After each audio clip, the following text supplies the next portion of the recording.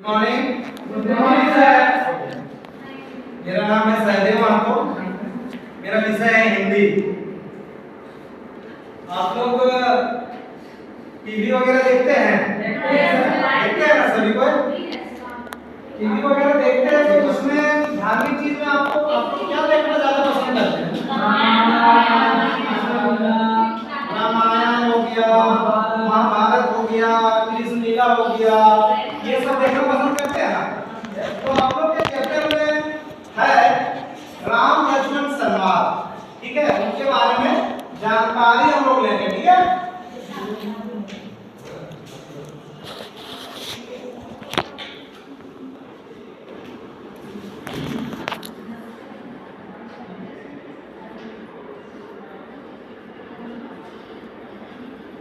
इसमें परशुराम भी है।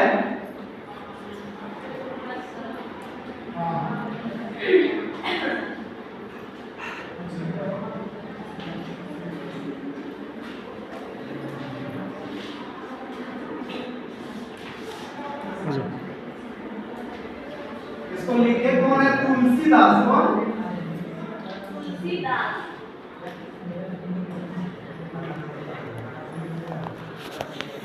या फिर सूरदास, ठीक है?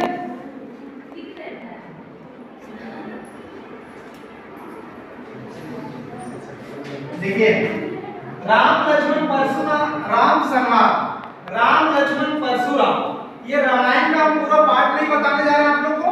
जो चैप्टर में है राम लक्ष्मण और परशुराम के बीच में क्या हुआ उसके बारे में, ठीक है?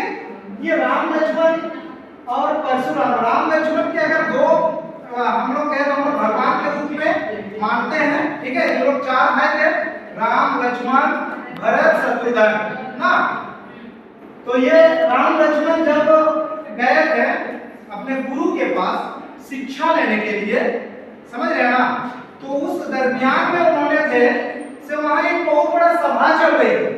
सभा चल रही थी तो उसमें शादी ब्याह का सभा चल रही थी। किसके साथ? सीता के साथ, ठीक है? सीता के साथ शादी ब्याह का बात चल रही थी। तो वहां पूरे संसार की जितने भी राजा थे सभी राजा वहां पहुंचे और राजा लोग पहुंच के अपना बलवान शक्ति को उजागर करने के लिए वहां थे सीता के पिताजी। उनका क्या नाम है? राजा जनक। राजा जनक का शर्त था कि वहां शिव जी का पुराना धनुष, मेरा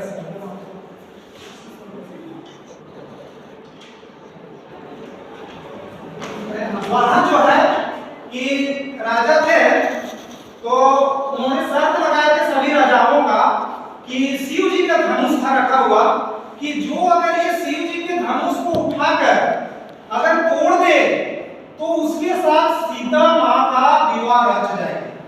तो सभी भगवान, सभी जितने थे, जितने भी प्रकार में अपना दिखाए बल, चाहे वो रावण थे चाहे कहीं का भी राजा थे, सब एक एक करके उसके बाद होता क्या कि जनक जी हैं से एकदम लज्जित हो जाते हैं क्योंकि कोई उठा ही नहीं सकता, उठाने को तो दूर उसे हिला नहीं सका। तो अंतिम में क्या होता है कि सभी राजा मिलकर और एक साथ उठाने के प्रयास करते हैं। तो उस समय राजा जनक थे सो मना कर देते हैं कि नहीं, ये नहीं उठाना है सबको मिलकर, ये पाप है, आप लोग लज्जे के मारे झुक जाना चाहिए और हमें लज्जे के मारे हमें जनक हमें ये ऐसा कर दिए हैं जो कि हमें नहीं हो पाता। बहुत अपशब्द बातें बोलने लगे। तो राम लक्ष्मण दोनों भाई पहुंचे हुए थे उस सभा में। पहुंचने के दरमियान थे कि वहां जो है लक्ष्मण को ये क्रोधित बात शोभा नहीं दिया। लक्ष्मण शेषनाग का अवतार थे, उनको बहुत जल्दी गुस्सा आ जाता था। तो लक्ष्मण जहां बैठे थे त्रिजमान, वहां से उठकर नीचे आते हैं, बोलते हैं जनक आप बोलने से पहले आप ये नहीं जानते कि राम जैसे योद्धा यहाँ पर बैठते हैं, ठीक है? अगर हमें आज्ञा दे मेरे भाई मेरे गुरु तो ये तीर धनुष क्या मैं पूरे ब्राह्मण को उलट पलट कर दे सकता हूँ। ये लक्ष्मण बोले। तो उसका गुरु बोलते शांत रहो। तो फिर से वो अपने स्थान विराजमान हो जाते हैं। उसके बाद बोलते हैं अगर जनक जी कि भूल चूक में अगर हमें गलती हो गई तो आप सभी हमें क्षमा करें। उसके बाद फिर से वो राम जी को वहां से जाने बोलते हैं। तो जब राम जाते हैं उस धनुष के लिए तो कुछ नहीं करते हैं, सिर्फ एक हाथ से उठाते हैं और तुरंत उसको तोड़ देते हैं। ठीक है, उन पर टूट जाने के बाद ये परशुराम कैलाश पर्वत में बैठे थे अपना घोर तपस्या में।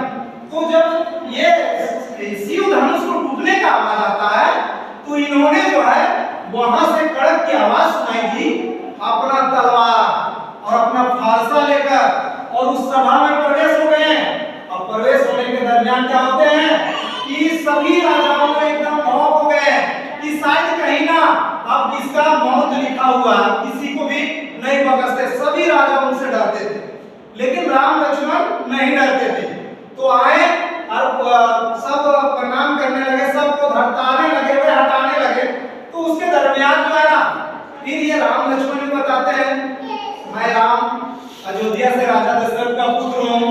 ठीक है, ये लक्ष्मण भी अपना परिचय देता है। सभी लोग परिचय देने के बाद होता क्या है कि वो बोलता है हमें ये कुछ नहीं सुनना। हम बोलते हैं ये परशुराम हमें इस शिव जी का धनुष कौन तोड़ा, वो मेरा शत्रु है, उसको मैं ये हादसा से काटूंगा। तो बोलता लक्ष्मण को फिर से गुस्सा हो गया। लक्ष्मण जाते हैं और बोलते हैं कि क्या गुस्सा है, ये इसमें आपका दासी हो सकता है।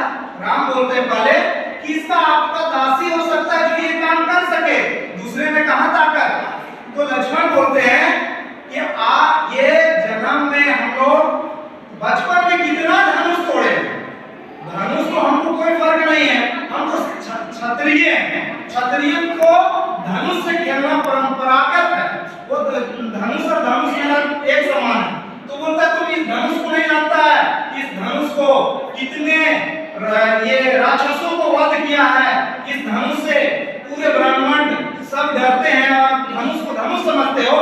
पूरा गुस्सा। तो बोले कि आप झूठ मूठ के क्रोधित क्यों हो रहे हैं, आप तो भगवान हैं और आप तो जानते हैं। तब उसमें क्रोध पूरे दिखाया। क्रोध दिखाने के बाद जो है राम आते हैं और बोलते हैं हम तो सिर्फ राम हैं, आप परशु समेत राम हैं, परशुराम हैं।